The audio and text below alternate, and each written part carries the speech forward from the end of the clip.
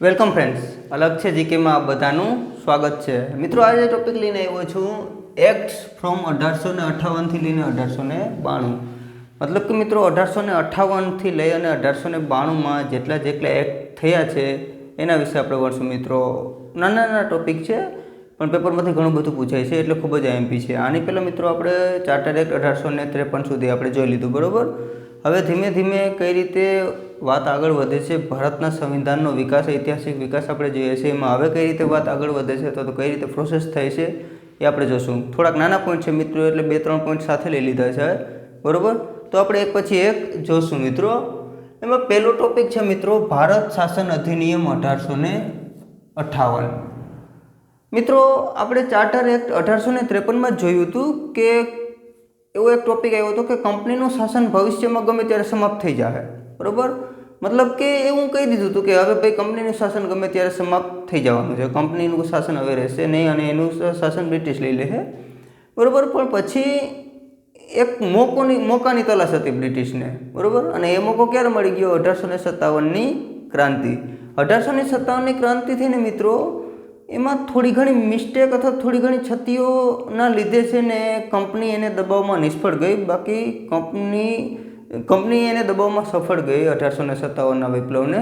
પણ જો થોડી ઘણી ક્ષતિ ના થઈ હોત ને ભારતીય સ્વાતંત્ર્ય સંગ્રામના જે બધા હતા એના દ્વારા, તો આપણે 90 થી 100 વર્ષ પહેલાં આઝાદ થઈ જાત મિત્રો. એટલી હદ સુધી છે ને ક્રાંતિ ફેલાઈ ગઈ હતી. પણ કંપની એને દબાવમાં સફળ રહેતી, પણ એક મોકો મળી ગયો અને હવે એક લઈને આવી બ્રિટિશ પાર્લામેન્ટ, અને એના અન્વયે છે ને કંપનીનું શાસન સમાપ્ત થઈ ગયું, બરાબર. એને ઘણા બધા ટોપિક હતા અને બ્રિટિશને એ જ જોતું હતું કે કંપનીનું શાસન હવે સમાપ્ત થઈ જાય. એને એક મોકો મળી ગયો અને ત્યારે 1858ની આજુબાજુ બ્રિટનની પાર્લામેન્ટમાં પ્રધાનમંત્રી હતા પાલ્મસ્ટન. કોણ હતા? પાલ્મસ્ટન. એના દ્વારા એક બ્રિટનની પાર્લામેન્ટમાં બિલ લઈ આવવામાં આવ્યું આને લગતું જ. પણ એ મિત્રો કોઈ કારણોસર બિલ પસાર થઈ ના શક્યું, બરાબર. એટલે એમાં અમુક સુધારા વધારા કરી અને પાછું બિલ રજૂ કરવામાં આવ્યું અને એ બિલ પસાર થઈ ગયું.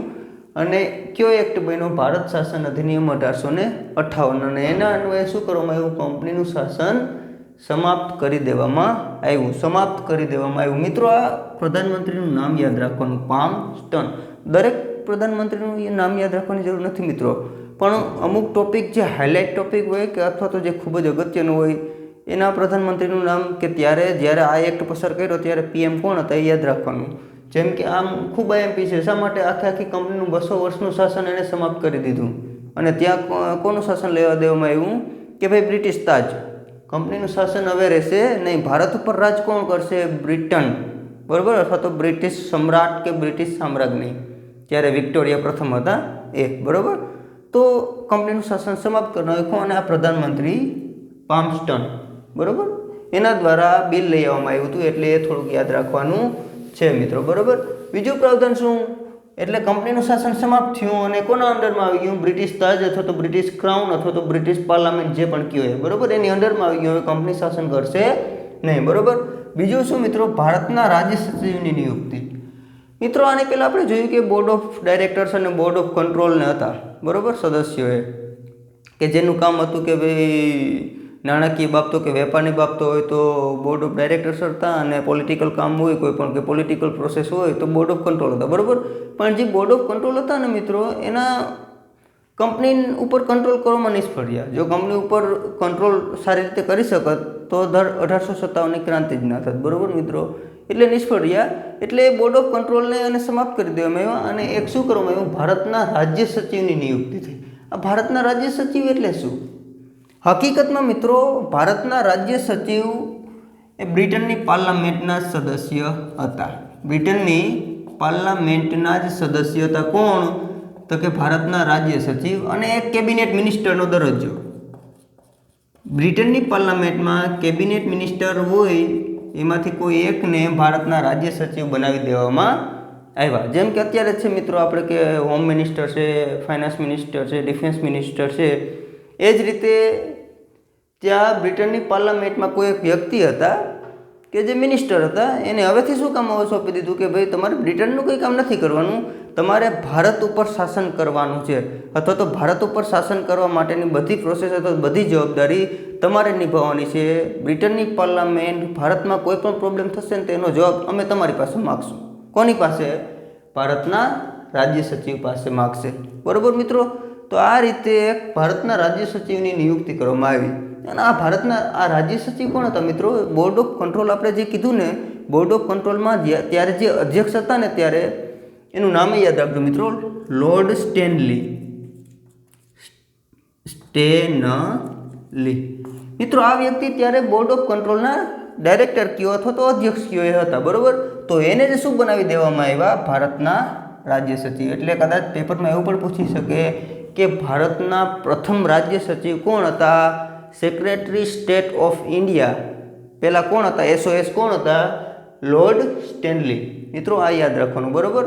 એને શું બનાવી દો એમાં? ભારતના રાજ્ય સચિવ. કે એનું કામ એક જ હતું કે ભાઈ ભારતને ઉપર શાસન કરવું તમારે. હવે મિત્રો આપણે શું કીધું કે બ્રિટન પાર્લામેન્ટના સદસ્ય હતા, એટલે રહેતા ક્યાં? બ્રિટનમાં. બરોબર. હવે તો જો બ્રિટનમાં જ રહેતા હોય અને એ ભારત ઉપર શાસન કરવાનું હોય, તમે મિત્રો અંદાજો લગાવો કઈ રીતનો કરી શકે? બરોબર. બ્રિટનમાં જ રહી અને એને ભારતનું શાસન તો કરી શકવાના નથી. તો આ એક્ટ દ્વારા શું કરવામાં આવ્યું? વાઇસરોયનું નવું પદ આવી ગયું. મિત્રો વાઇસરોયનું નવું પદ એટલે શું? એની પહેલાં હતું એ જ. પહેલાં જેને આપણે ભારતના ગવર્નર જનરલ કહેતા ને મિત્રો, એનું નામ બદલાવીને હવે શું કરી નાખવામાં આવ્યું? વાઇસરોય. આપણે પહેલાં શું કહેતા? ભારતના ગવર્નર જનરલ. મિત્રો હજી એક વખત તમને રિપીટ કરી દઉં કે આપણને એમાં બહુ પ્રોબ્લેમ થાય છે. બંગાળના પ્રથમ ગવર્નર કોણ? તો કે લોર્ડ ક્લાઇવ. બરોબર. બંગાળના પ્રથમ ગવર્નર જનરલ કોણ? તો કે વોરન હેસ્ટિંગ્સ. બરોબર. હવે ભારતના પ્રથમ ગવર્નર જનરલ કોણ? તો કે લોર્ડ વિલિયમ બેન્ટિક. બરોબર. અને ભારતના છેલ્લા ગવર્નર અથવા તો પ્રથમ વાઇસરોય કોણ? Lord canning. યાદ રાખવાનું છે મિત્રો, લોર્ડ કેનિંગ. આ પ્રથમ વાઇસરોય પણ આ જ છે અને એ સમયે ભારતના ગવર્નર જનરલ પણ એ જ હતા. એટલે એમ પણ કહી શકીએ કે છેલ્લા ગવર્નર જનરલ કોણ ભારતના? તો કે લોર્ડ કેનિંગ. પ્રથમ વાઇસરોય કોણ? તો કે લોર્ડ કેનિંગ. બરોબર. એટલે યાદ રાખવાનું છે. તો શું કરવામાં આવ્યું? વાઇસરોયનું નવું પદ. વાઇસરોયનું નવું પદ એટલે કંઈ નથી મિત્રો, ગવર્નર જનરલ જે હતા ને એનું નામ બદલાવીને વાઇસરોય કરી નાખ્યું કે ભાઈ વાઇસરોય. શા માટે વાઇસરોય? કે આની અંદર કામ કરશે. હવે આપણે હોય ને કે કેપ્ટનની અંદર કામ કરે તો એને શું કહે? Vice captain. એની નીચે આવતો હોય. બરોબર. એ જ રીતે શું તો કે ભારતના રાજ્ય સચિવને એની અંડરમાં કોણ કામ કરશે? વાઇસરોય. એટલે ગવર્નર જનરલને, ભારતના ગવર્નર જનરલને બદલે વાઇસરોય. બરોબર. એટલે આને હવે શું આખા ભારતનું શાસન કોણ કરશે? વાઇસરોય. બરોબર. અને પછી અમુક સમયે એનો આખો રિપોર્ટ કોને આપશે? ભારતના રાજ્ય સચિવને, કે જે બ્રિટનની પાર્લામેન્ટના કેબિનેટ મિનિસ્ટર છે. બરોબર. એને અમુક સમયે કહેશે કે ભારતનું શાસન આ રીતે હાલે છે, અમે આવું કરીએ છીએ, આ રીતે નફો કમાઈએ છીએ. એ બધું જાણ કરશે કોને? ભારતના રાજ્ય સચિવને. કોણ? વાઇસરોય. બરોબર. તો આ 3 ટોપિક મિત્રો ખાસ યાદ રાખવાના. એક, કંપનીનું શાસન પૂર્ણતઃ સમાપ્ત કરી દેવામાં આવ્યું અને આખું ભારતનું શાસન છે એ બ્રિટિશ તાજ અંતર્ગત લઈ દેવામાં આવ્યું. બરોબર. ક્યાં? એક્ટ અન્વયે 1858. બીજું શું કરવામાં આવ્યું? ભારતના રાજ્ય સચિવની નિયુક્તિ કરવામાં આવી. અત્યાર સુધી એવો કોઈ ટોપિક હતો નહીં. હવે એક માણસ રાખી દીધો. કોણ? તો કે બ્રિટનની પાર્લામેન્ટના હતા એ, અને બ્રિટનની પાર્લામેન્ટમાં કેબિનેટ મિનિસ્ટરનો દરજ્જો હતો. એને હવે એક જ કામ સોંપી દીધું કે ભાઈ તમે બ્રિટનનું કોઈ પણ કામ નહીં, તમારી જવાબદારી ભારતનું શાસન કરવાની. બરોબર. તો એક ભારતના રાજ્ય સચિવની નિયુક્તિ કરવામાં આવી અને પ્રથમ રાજ્ય સચિવ કોણ હતા? Lord Stanley. બરોબર. આપણે એની પહેલાં હવેના પછીના લેક્ચરમાં મિત્રો જોશું મોરલે, મિન્ટો, સુધાર ને એ બધું. તો એમાં મોરલે શું હતા? મોરલે રાજ્ય સચિવ, ભારતના રાજ્ય સચિવ જ હતા અને લોર્ડ મિન્ટો છે એ વાઇસરોય હતા. બરોબર. તો એ રીતે પ્રથમ કોણ હતા? તો કે લોર્ડ સ્ટેનલી. બરોબર. ભારતના રાજ્ય સચિવ, સેક્રેટરી સ્ટેટ ઓફ ઇન્ડિયા. બરોબર.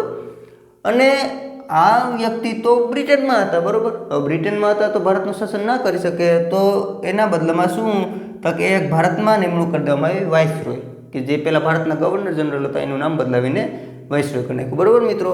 આ 3 ટોપિક યાદ રાખવાના છે મિત્રો. પેપરમાંથી ઘણી વખત પૂછાય છે અને ખૂબ પૂછાય છે. વાઇસરોયનું નામ પણ યાદ રાખવાનું, લોર્ડ કેનિંગ, પ્રથમ વાઇસરોય. બરોબર. એટલે આ 3 ટોપિક મિત્રો ખાસ યાદ રાખજો. આ અધિનિયમ, ભારત શાસન અધિનિયમ 1858માંથી આ 3 ટોપિકમાંથી ઘણું બધું પૂછાય છે. જ્યારે એક્ટ પસાર કરવામાં આવ્યો ત્યારે બ્રિટનના વડાપ્રધાન કોણ હતા? પામસ્ટન. બરોબર. હવે એના પછી મિત્રો બીજો ટોપિક છે ભારત પરિષદ અધિનિયમ 1861, 1858 પછી 1861, બરાબર. એમાં શું શું હતું મિત્રો? આ મોસ્ટ એમપી ટોપિક છે મિત્રો. જો આ ટોપિકમાંથી કોઈ એક વસ્તુ પૂછી ગઈ હોય ને તો એ આ જ છે અને ઘણી વખત પૂછાય છે મિત્રો, બરાબર. એટલે યાદ રાખજો. શું? પોર્ટફોલિયો સિસ્ટમની શરૂઆત. હવે તમને એમ થશે કે પોર્ટફોલિયો એટલે શું? કહી તો દીધું કે ભાઈ પોર્ટફોલિયો સિસ્ટમની શરૂઆત કરી, પણ ખબર તો હોવી જોઈએ કે પોર્ટફોલિયો કહેવાય કોને મિત્રો? પોર્ટફોલિયો એટલે કંઈ નથી, બધા મિનિસ્ટર આપણે જે અત્યારે છે જોઈએ છીએ ને આપણે કે ભાઈ આપણે હોમ મિનિસ્ટર તો કે અમિત શાહજી, ડિફેન્સ મિનિસ્ટર હોય છે રાજનાથસિંહજી, ફાઇનાન્સ મિનિસ્ટર છે, ફોરેન મિનિસ્ટર છે, આપણા વિદેશ મંત્રી છે, એ બધા મંત્રી છે ને જે આપણના, એ બસ પોર્ટફોલિયો. એમ પોર્ટફોલિયો એટલે અલગ અલગ વિભાગ પાડી દેવાનો કે ભાઈ નાણાંનો વિભાગ છે ને તો ભાઈ આ વ્યક્તિ નાણાંનો વિભાગ સંભાળશે, બરાબર. વિદેશી લગતો કોઈ પણ બાબતોનો વિભાગ હોય તો આ વ્યક્તિ સંભાળશે, બરાબર. આખા દેશનું શાસન કઈ રીતે કરાવવું એનું હોમનું આખું મિનિસ્ટ્રી હોય તો એ હોમ મિનિસ્ટર સંભાળશે, બરાબર. એ રીતના વિભાગ પાડી દેવામાં આવ્યો. વિભાગ ક્યારથી પાડવામાં આવ્યો મિત્રો? 1861. મિત્રો ભારતના સંવિધાનનો ઐતિહાસિક વિકાસ આપણે એટલે જ જોવો પડે છે કે જે અત્યારે આપણે જોઈએ છે ને એ અત્યારે નથી, એ ઘણા ટાઈમ પહેલાં એ બધા ટોપિક કરેલા છે અથવા તો એ થઈ ગયેલા છે, બરાબર. એમાંનો એક છે પોર્ટફોલિયો સિસ્ટમની શરૂઆત ક્યારે થઈ? 1861માં. પોર્ટફોલિયો એટલે મિત્રો કંઈ નહીં, મિનિસ્ટર, કેબિનેટ મિનિસ્ટરનો આપણે દરરોજ જોઈએ ને એ મિનિસ્ટર, કેબિનેટ મિનિસ્ટરનો અલગ અલગ. આપણે કેબિનેટ મિનિસ્ટર એટલે શું? એક મંત્રી કે જે એક વિભાગ સાચવે, કે કોઈ એક રક્ષાનો વિભાગ હોય તો આ એક મંત્રી સાચવશે, બરાબર. Cabinet minister. એના પછી એમ તો ઘણા બધા આવે કે રાજ્ય મંત્રી હોય છે, ઉપરાજ્ય મંત્રી હોય, પણ મેઇનલી એક કેબિનેટ મિનિસ્ટર, બરાબર, મંત્રીમંડળ. તો આ શરૂઆત ક્યાં અન્વય કરવામાં આવી? 1861. મિત્રો આ પેપરમાં બહુ પૂછાય છે એટલે યાદ રાખજો, બરાબર. અલગ અલગ કહી શકે કે ભાઈ કેબિનેટ સિસ્ટમની શરૂઆત કયા એક્ટ અન્વયે થઈ, પોર્ટફોલિયો સિસ્ટમની શરૂઆત કયા એક્ટ અન્વયે થઈ, વિભાગીય પ્રણાલીની શરૂઆત ક્યાં અન્વયે થઈ, મંત્રીમંડળીય પ્રણાલીની શરૂઆત ક્યાં અન્વયે થઈ. તો બધામાં શું આવશે? ભારત પરિષદ અધિનિયમ 1861 અથવા તો ખાલી એક્ટ ઓફ 1861, 1861. આ યાદ રાખવાનું મિત્રો, બરાબર. ખૂબ પૂછાય છે એટલે યાદ રાખજો, બરાબર. એના પછી શું છે મિત્રો? વાઇસરોયને વટહુકમની સત્તા. વટહુકમ એટલે શું? ગઈકાલના આજના જ ન્યૂઝપેપરમાં છે મિત્રો કે આપણા ભારતના રાષ્ટ્રપતિએ હમણાં એક વટહુકમ બહાર પાડ્યો કે ભાઈ CBIના ડાયરેક્ટર અને ED એન્ફોર્સમેન્ટ ડાયરેક્ટોરેટ એના ડાયરેક્ટર એ બેનો કાર્યકાળ જે પહેલાં 2 વર્ષ હતો એનો વધારીને 5 વર્ષ કરી દીધો. આજના કે ગઈકાલના છાપામાં છે, બરાબર. તો શું એ વટહુકમ બહાર પાડ્યો ભારતના રાષ્ટ્રપતિશ્રીએ કે ભાઈ આ વટહુકમ અન્વયે આનો કાર્યકાળ હવેથી વધારીશું, બરાબર. તો વટહુકમ એટલે જ્યારે પણ ભારતની સંસદ કાર્યરત ન હોય અથવા તો ભારતનું સંસદનું કોઈ સત્ર ચાલુ ન હોય, હવે ત્યારે અચાનક કોઈ કામ આવી ગયું ઇમરજન્સી, તો શું કરવાનું? અચાનક તો સીધી તો સંસદને બોલાવીને ચાલુ કરી શકાતી નથી મિત્રો, બરાબર. કારણ કે આખા દેશના સાંસદ બધા એમાં ભાગ લેતા હોય છે. તો આખા દેશના સાંસદોને કોઈ પણ ઇમરજન્સી બોલાવવાને એ થોડુંક અશક્ય તો નથી જ મિત્રો, પણ એવું ના હોય એમ, બરાબર. એના માટે થઈ અને એક આપણને અનુચ્છેદ ખબર છે કે 1, 2, 3 ભારતના રાષ્ટ્રપતિ આ અનુચ્છેદ 123 અન્વયે વટહુકમ બહાર પાડી શકે કે ભાઈ અત્યારે જ્યારે સંસદ ચાલુ નથી ત્યારે હું આ વટહુકમ બહાર પાડું છું કે ભાઈ એક કાયદો જ બની રહે એમ. વટહુકમ એટલે એક કાયદો છે. એ કાયદો ક્યાં સુધી ચાલુ રહે? જ્યાં સુધી સંસદમાંથી પસાર નહીં થાય. જ્યારે નવું સંસદનું સત્ર બેસશે ત્યારે આ કાયદો લેવામાં આવશે અને જો કાયદાને સંસદમાંથી પસાર કરી દેવામાં આવે તો એ કાયદો બની જશે અને નહીંતર વટહુકમ સમાપ્ત થઈ જશે, બરાબર. તો આ વટહુકમની શરૂઆત ક્યારથી થઈ? 1861. વાઇસરોયને વટહુકમની સત્તા આપી દેવામાં આવી કે જ્યારે પણ પરિષદ ચાલુ ના હોય અને વાઇસરોયને એમ થાય કે ભાઈ કોઈ અગત્યનું કામ છે, એનો કાયદો મારે બનાવવો છે, તો વટહુકમ જાહેર કરી દે કે ભાઈ અત્યારથી આ કાયદો, બરાબર. જ્યારે પરિષદ આવશે ત્યારે એમાંથી પસાર કરી અને કાયદો બની જશે. અત્યારે આ કાયદાનું જ રૂપ છે એ વટહુકમ, બરાબર. એની શરૂઆત ક્યારે? વાઇસરોયને વટહુકમની શરૂઆત 1861. મિત્રો આ 2 ટોપિક યાદ રાખજો, પોર્ટફોલિયો સિસ્ટમ અને વટહુકમ. એ 2 ક્યારથી લાગુ કરવામાં આવ્યા? 1861. મિત્રો આ ખાસ યાદ રાખજો, આમાંથી બીજું કંઈ નહીં પૂછાય, પણ જે 2-3 ટોપિક છે ને ખૂબ જ અગત્યના છે એટલે એ ના ભૂલે, બરાબર. એના પછી છે મિત્રો ત્રીજું છે ભારત પરિષદ અધિનિયમ 1892, બરાબર. 1892 મિત્રો, મતલબ કે આ આવતા 1885માં આઈએનસીની શરૂઆત થઈ ગઈ હતી. આઈએનસી મતલબ ઇન્ડિયન નેશનલ કોંગ્રેસ. 1885માં ઇન્ડિયન નેશનલ કોંગ્રેસ અથવા તો કોંગ્રેસની સ્થાપના થઈ ગઈ હતી. મિત્રો સ્ટાર્ટિંગમાં ખબર છે કે કોંગ્રેસના જે સદસ્યો હતા ને એ બ્રિટિશ પાર્લામેન્ટને રિક્વેસ્ટ કરતા કે ભાઈ આ રીતે કરો, આ રીતે કરો, તમારે આવી રીતે કરવું જોઈએ, અમારું આ રીતે ના કરવું જોઈએ, બરાબર. એકદમ આમ ફોર્સફુલી નહીં, સિમ્પલ, કારણ કે એ લોકો બ્રિટન પાર્લામેન્ટ અમારું કામ કરી દો એમ રિક્વેસ્ટ જ કરતા એમ કે ભાઈ ફોર્સ નહીં બહુ વધુ પડતો, બરાબર. તો ધીમે ધીમે થોડું ઘણી બધી રિક્વેસ્ટો એમને ચાલુ રાખીને તો પછી 1892માં એક આવવામાં આવ્યો. ખાલી આ રિક્વેસ્ટ અથવા તો કોંગ્રેસના દબાવને લીધે જ નહીં, આવવાનો તો હતો જ, પણ કોંગ્રેસે અમુક એની માગણી ચાલુ રાખીને એના લીધે એમાં અમુક ટોપિક પણ ઉમેરવામાં આવ્યા, બરાબર. અને ત્યારે 1892માં વાઇસરોય હતા લોર્ડ લેન્સડાઉન, એને રિક્વેસ્ટ કરી કે ભાઈ આ રીતે અમારે આવું કરવું જોઈએ, એટલે આવ્યું, બરાબર. હવે એમાં કયા ટોપિક, તો કે પહેલો ટોપિક છે બજેટ પર ચર્ચા તથા પ્રશ્નનો અધિકાર. મિત્રો અત્યાર સુધી શું હતું કે ભાઈ પરિષદમાં કે બજેટ પસાર કરવામાં આવે ને તો બજેટ પસાર થાય, વાઇસરોયને બધા બેઠા હોય ને બાકી બધા સદસ્યો ચૂપ બેઠા હોય, એમને બજેટ આવે, વાંચે, પસાર થઈ જાય, બીજું કંઈ નહીં મિત્રો, કંઈ નહીં કરવાનું. વાઇસરોયજી કહે બીજું કંઈ નહીં, બરાબર. તો ધીમે ધીમે કહેવામાં આવ્યું કે ભાઈ તમે બજેટ લઈને આવો તો અમને ચર્ચા તો કરવા દો કે બજેટ સારું છે, ખરાબ છે, બજેટમાં શું ખામી છે, શું સારું છે, એની અમને કંઈક ચર્ચા તો કરવા દો. તો કે ઠીક છે, જાઓ, તમને ચર્ચા કરવાનો આપ્યો મોકો. એટલે આ એક્ટ અન્વયે ચર્ચા કરવાની મંજૂરી આપવામાં આવી કે ભાઈ બજેટ ઉપર તમે ચર્ચા કરો, અમને કંઈ પ્રોબ્લેમ નથી, જાઓ, બરાબર. બીજું શું કે ખાલી ચર્ચા જ નહીં, અમને પ્રશ્ન પૂછવા દો કે તમે આ કોઈ એક વિભાગ છે તો એમાં કેટલા નાણાં આપશો, બરાબર. બજેટ છે ચાલો રેલવે વિભાગ છે તો રેલવે વિભાગમાં આ સુવિધા કે આ યોજનાને પસાર કરવા માટે તમે કેટલા નાણાં આપ્યા, અથવા તમે કેટલા નાણાં ખર્ચશો, કેટલા વધુ નાણાં ખર્ચશો, એવા ગમે એ પ્રશ્ન પૂછવામાં આવ્યા. એ બેની મંજૂરી આપવામાં આવી કે તમે ચર્ચા કરી શકશો, કંઈ વાંધો નહીં, અને પ્રશ્ન પણ પૂછી શકશો. પણ મિત્રો એક હથિયાર હાથમાં પણ રાખવામાં આવ્યું વાઇસરોય પાસે કે ભાઈ કોઈ મિનિસ્ટરને આ લોકો નાણાં મંત્રી છે, બરાબર, એને પ્રશ્ન પૂછ્યો કે ભાઈ રેલવે માટે આ યોજના છે તેમાં કેટલા રૂપિયા વપરાશે. હવે નાણામંત્રીને એમ છે કે મારે જવાબ નથી આપવો, તો આરામથી ના પાડી શકે કે ભાઈ હું આનો જવાબ નહીં આપું. એની એવી શક્તિ હતી આ એક્ટ અન્વયો, આ એક્ટમાં કે ભાઈ નાણામંત્રીને પ્રશ્ન પૂછે પણ નાણામંત્રીને એમ થાય કે ભાઈ મારે જવાબ નથી દેવો તો હું નહીં દઉં, બરાબર. પ્રશ્ન પૂછી શકો પણ જવાબ દઉં કે ના દઉં એ મારે સત્તા છે, જો મારું મન થાય તો જવાબ દઈશ, નહીં તો નહીં દઉં, બરાબર. અને બીજું શું મિત્રો કે હાલો નાણામંત્રીને એમ છું કે મારે જવાબ આપું, કંઈ વાંધો નહીં, હાલો ને આપી દઉં, એમાં કંઈ પ્રોબ્લેમ છે નહીં, મને ખબર છે કે નાણાં એટલા વાપરવાના છે, નાણામંત્રીએ જવાબ આપ્યો, બરાબર. પણ કોઈ જે વ્યક્તિએ પ્રશ્ન પૂછ્યો ને એ એનાથી સંતોષ ના થયો, એને પાછો બીજો પ્રશ્ન પૂછ્યો કે અચ્છા તમે રેલવેમાં એટલે વાપરશો તો એમાંથી આ એટલા વિભાગમાં કેટલા વાપરશો, કે ભાઈ પશ્ચિમ ઝોન છે તો એમાં કેટલા, આખા રેલવે ભારત દેશનું રેલવે છે એમાંથી પશ્ચિમ ઝોનમાં તમે કેટલા રૂપિયા વાપરવાના છો. તો એવો પ્રશ્ન પૂછી શકશે ને મિત્રો. એક વખત જવાબ દઈ દીધો એટલે બસ હવે છાનું માનું બેસી રહેવાનું. તમને એક વખત તો જવાબ આપ્યો પછી ઘણી જવાબ આપો, અમે પણ નવરા નથી એમ, બરાબર. એ રીતે મતલબ બીજો પ્રશ્ન કોઈ પૂછી શકશે નહીં, એને અનુપૂરક પ્રશ્ન કહેવાય મિત્રો.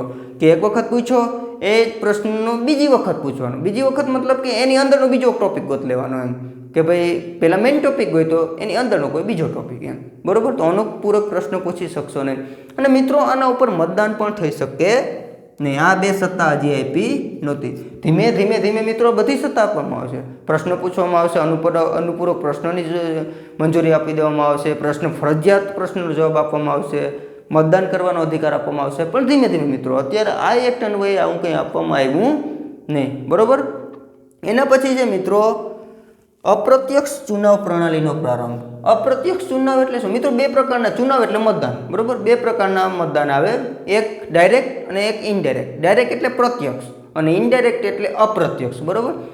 હવે આપણે જ્યારે પણ ગામના સરપંચ હોય કે ભાઈ આપણી વિધાનસભાના ધારાસભ્ય હોય અથવા તો લોકસભાના સંસદ સભ્ય હોય, એને આપણે ખબર હોય તો જ્યારે ડાયરેક્ટ મતદાન મથક ઉપર આપણે મત દેવા જઈએ અને આવીએ, બરાબર. બધા તમને ખબર હોય તો આ રીતના ફોટો પડાવે, સેલ્ફી ખેંચે, કે મતલબ તમે ડાયરેક્ટ મત દઈ આવ્યા, બરાબર. તો એને પ્રત્યક્ષ મતદાન કહેવાય કે જે આપણે ગામના આપણા સરપંચ હોય તેની ચૂંટણી અથવા તો તાલુકા પંચાયતને લઈ લ્યો કે કોઈ પણ ધારાસભ્ય, સંસદ સભ્ય, બધાની ચૂંટણી આપણે ડાયરેક્ટ હોય, બરાબર. એને પ્રત્યક્ષ ચૂંટણી કહેવાય કે તમે મતદાન મથક ઉપર તમે ખુદ ગયા છો, બરાબર. બીજી કઈ ચૂંટણી આવે તો કે અપ્રત્યક્ષ ચૂંટણી. અપ્રત્યક્ષ ચૂંટણીનું ઉદાહરણ આપું તો ભારતના રાષ્ટ્રપતિશ્રીનું જ્યારે પણ ચૂંટણી થાય ને કે એનું મતદાન થાય ત્યારે આપણે રૂબરૂ મતદાન દેવા નથી જતા મિત્રો. આપણા દ્વારા ચૂંટાયેલા સંસદ સભ્યો અથવા તો આપણા દ્વારા ચૂંટાયેલા ધારાસભ્યો એ બંને આપણા તરફથી મતદાન કરે છે અને રાષ્ટ્રપતિશ્રી ચૂંટાય છે, બરોબર. આપણે મતદાન એમાં આપતા નથી. અમેરિકામાં મિત્રો ઉલટું છે. અમેરિકામાં જ્યારે અમેરિકાના રાષ્ટ્રપતિની ચૂંટણી હોય ને મિત્રો, ત્યારે એ લોકો બધા મતદાન દેવા જાય છે. એને પ્રત્યક્ષ મતદાન કહેવાય કે પોતે જ ગયા એમ. પણ આપણે એવું નથી, આપણે મતદાન દેવા જતા નથી. આપણા દ્વારા ચૂંટાયેલા ધારાસભ્યોશ્રી અને સંસદ સભ્યોશ્રી એ મતદાન કરે અને એના નવે રાષ્ટ્રપતિશ્રીની ચૂંટણી થાય અથવા તો એની જાય, બરોબર. તો પ્રત્યક્ષ અને અપ્રત્યક્ષ, બરોબર. તો પ્રત્યક્ષનું તો માંડી જ વાળો. પ્રત્યક્ષની તો ચૂંટણીને અત્યારે કોઈ ટોપિક જ નથી મિત્રો. પણ એક અપ્રત્યક્ષ ચુનાવ પ્રણાલીનો પ્રારંભ થયો કે ભાઈ તમે નહીં પણ આમાં દ્વારા અમુક ચૂંટાયેલા વ્યક્તિ ચૂંટી શકશે, બરોબર. અપ્રત્યક્ષ ચુનાવ પ્રણાલીનો પ્રારંભ ક્યાં એક્ટ અન્વયે થયો? ભારત પરિષદ અધિનિયમ 1892. તો મિત્રો એટલા ટોપિક યાદ રાખવાના છે. ખૂબ જ આઈએમપી છે મિત્રો. પોર્ટફોલિયો સિસ્ટમ ખૂબ આઈએમપી છે. 1861 વટહુકમ 1861, ભારતના રાજ્ય સચિવ 1858 અન્વયે, વાઇસરોયનું પદ 1858 અન્વયે, કંપનીનું શાસન સમાપ્ત 1858 અન્વયે, બજેટ પર ચર્ચા પ્રશ્નનો અધિકાર 1892 અને અપ્રત્યક્ષ ચુનાવ અથવા તો મતદાન પ્રણાલી ક્યાં અન્વયે? 1892. મિત્રો એટલું યાદ રાખજો, આ બધા ટોપિકમાંથી પ્રશ્નો બહુ પૂછાય છે મિત્રો. એટલે ખાસ એવું હોય તો નોટ કરી લેજો. તમારી કોઈ બુકમાં હોય એવું હોય તો લખી લેજો અને એક વખત રિફર કરી લેજો. બધા ખૂબ આઈએમપી છે મિત્રો, બરોબર. ચાલો આના પછી નવો ટોપિક લઈને આવશું મિત્રો. ત્યાં સુધી હસતા રહેજો, ખુશ રહેજો, તૈયારી ચાલુ રાખજો, મહેનત કરતા રહેજો, બરોબર. ચાલો આવતા લેક્ચરમાં પાછા મળીએ.